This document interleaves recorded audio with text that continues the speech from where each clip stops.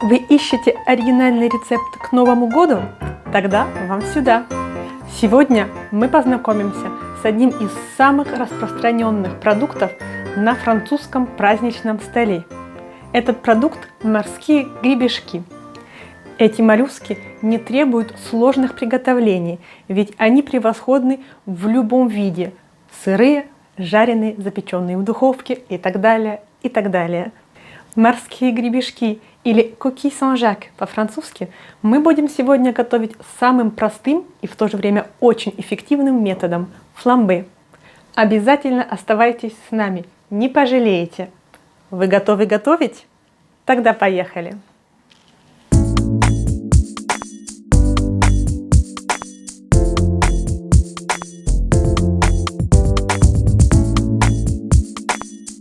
Всем любителям вкусно приготовить доброго времени суток! Меня зовут Татьяна, и вы находитесь у меня на кухне на юге Франции. Здесь мы готовим исключительно французскую кухню. А месяц декабрь будет посвящен у нас новогодним праздникам. Если вы до сих пор не подписаны на мой канал, или если вы у нас впервые, то не забудьте подписаться прямо сейчас и нажать на колокольчик, чтобы не пропустить новые рецепты, которые выходят каждую пятницу. Сегодня мы будем готовить одно из самых распространенных блюд на французском новогоднем столе.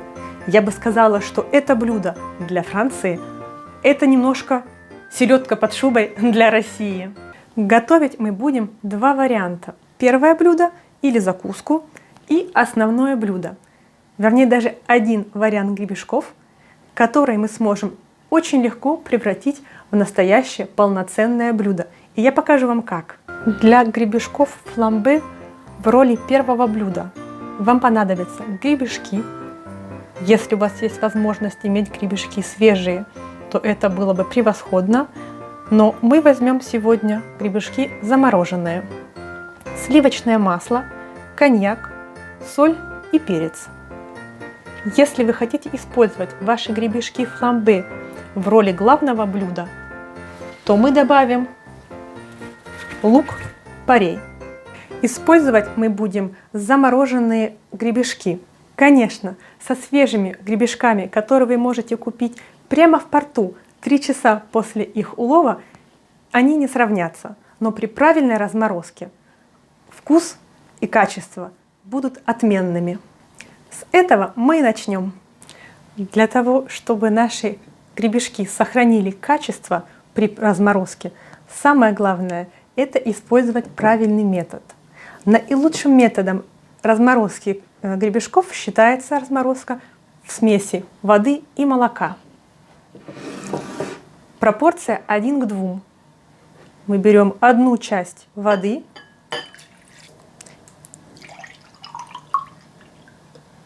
и 2 части молока. Отправляем наши замороженные гребешки в эту смесь.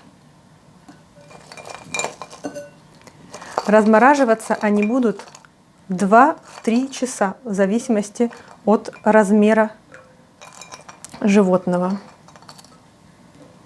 Желательно оставлять наши гребешки в молоке в холодильнике.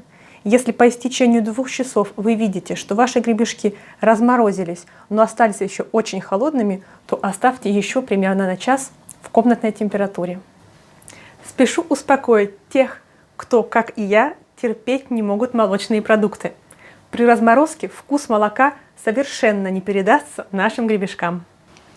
Пока наши гребешки размораживаются в холодильнике, те из вас, кто собирается использовать гребешки как первое блюдо, могут расслабиться и провести это время за просмотром других роликов канала «Вкусная Франция». С теми же из вас, кто предпочитает использовать гребешки для главного блюда, мы начнем подготовку лука-порея. Лук-порей у нас будет в роли гарнира. Кстати, порей для гребешков – это самый классический гарнир во Франции. Начнем с того, что мы почистим наш лук-порей. Использовать сегодня мы будем только белую часть и немного зеленой. Я покажу вам как.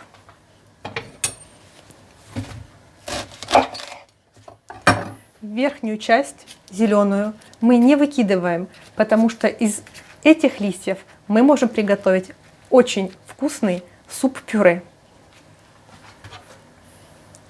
Эту же часть, как я вам говорила, белая часть и немного зеленого для красивого цвета, мы отрежем корень и разрежем на две части. Вот таким образом, наш пюре не доходя до конца. Теперь нам будет очень удобно мыть каждый листик под проточной холодной водой.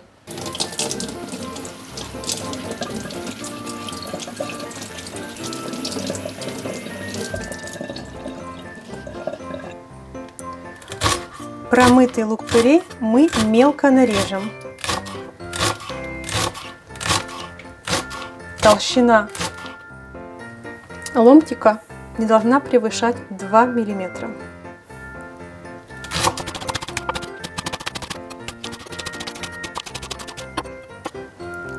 Кстати, от лука-пюре тоже плачут. Наш нашинкованный лук-порей сейчас отправится в сковородку для обжарки на сливочном масле. К сожалению, я не нашла более точного слова для обжарки. Наверное, самое близкое по смыслу – это пропарить. Лук-порей ни в коем случае не должен золотиться и тем более подгорать. Он должен как бы растаять на сковороде.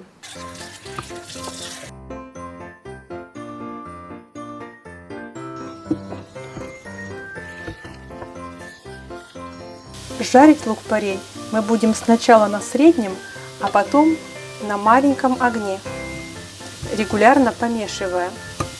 По-французски такой лук-порей называется fondue de poireau. Наш лук-порей уже начал таять. Убавим немного огонь, соль, перец. Еще раз перемешаем и оставим еще на несколько минут. Если во время дегустации ваш лук-порей тает у вас во рту, значит у вас получился замечательный пуаро фондю. Пока лук-порей готовится, давайте приступим к подготовке наших гребешков. Для этого мы возьмем хлопчатобумажное полотенце, на которое мы вынем наши размороженные гребешки и дадим им хорошенько обстечься.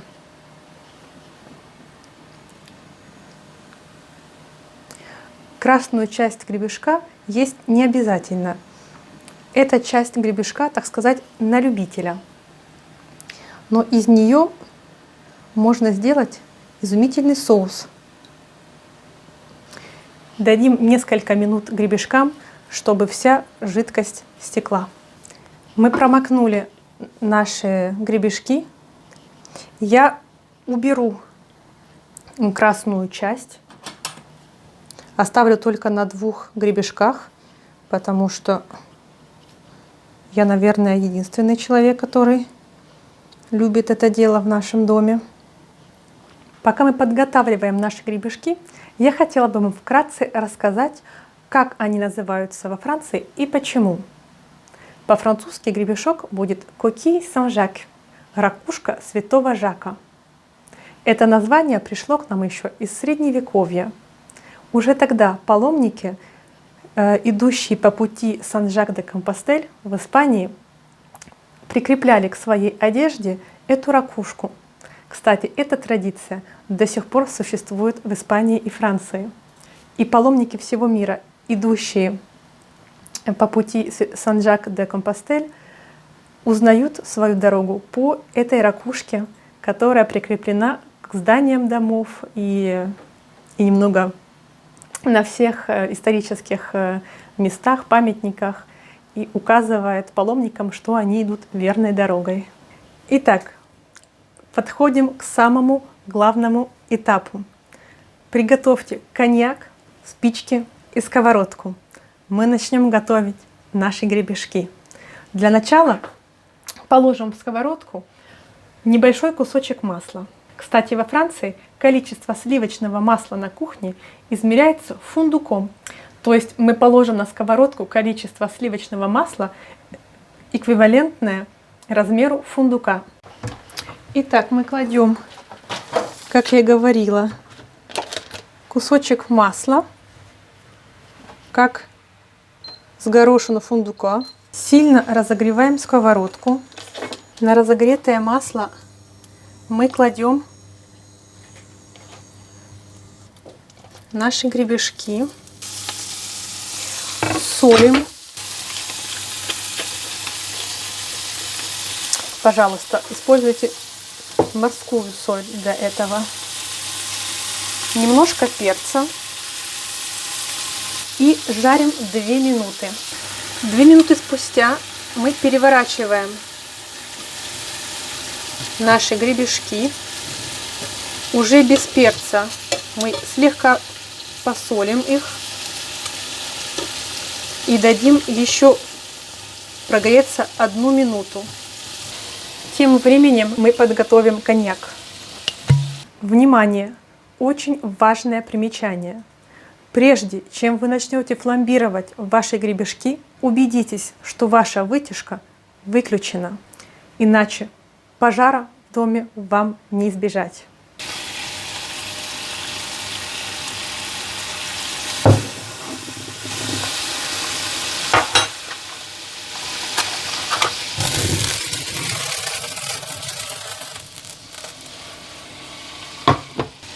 Наши гребешки официально готовы.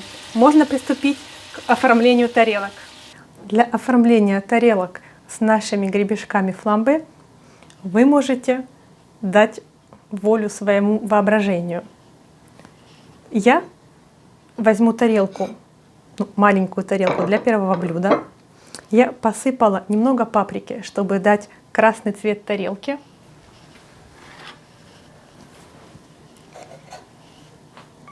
И положу 3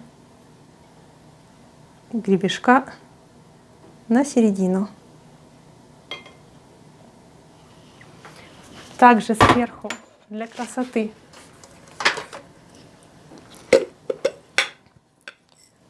можно посыпать немного крупной солью и подавать горячим. Для нашего блюда мы усложним задачу. Мы возьмем наш лук-пюре.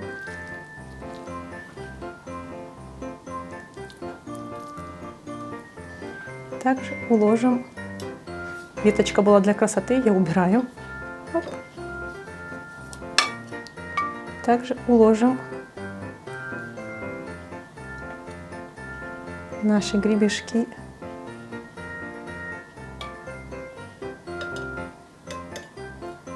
В тарелку. Немного паприки и немного крупной морской соли. Примерно вот так это выглядит. Традиционно мы пробуем блюдо без вас, но сегодня мы сделаем исключение. Уж очень вкусно пахнут наши гребешки.